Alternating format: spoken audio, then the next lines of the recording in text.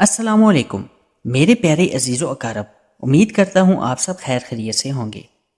انسانی جسم کی انگلیوں میں لکیریں تب نمودار ہونے لگتی ہیں جب انسان ماں کے شکم میں 4 ماہ تک پہنچتا ہے۔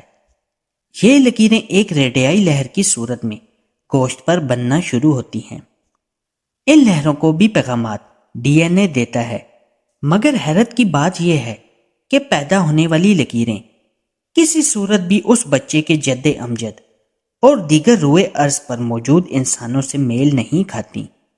گویا لکیریں بنانے والا اس قدر دانا اور حکمت رکھتا ہے کہ وہ کھربوں کی تعداد میں انسان جو اس دنیا میں ہیں اور جو اس دنیا میں نہیں رہے، ان کی انگلیوں میں موجود لکیروں کی شیپ اور ان کے ایک ایک ڈیزائن سے باخبر ہے۔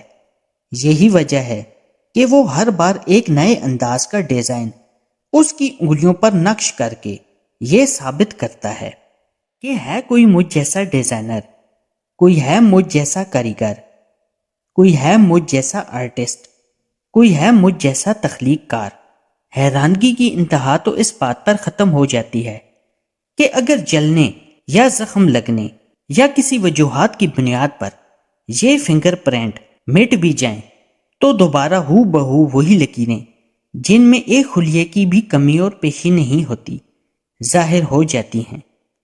بس ہم پر کھلتا ہے کہ پوری دنیا بھی جمع ہو کر انسانی انگلی پر کسی وجوہات کی بنیاد پر مٹ جانے والی ایک فنگر پرنٹ نہیں بنا سکتی۔ کوئی تو ہے جو یہ ساری نظام ہستی چلا رہا ہے، بے شک وہی خدا ہے۔ اگلی ویڈیو آنے تک کے لیے اجازت دیں، دعاؤں میں یاد رکھیے گا۔ اللہ پاک آپ کا حامی و ناصر ہو۔ اللہ حافظ۔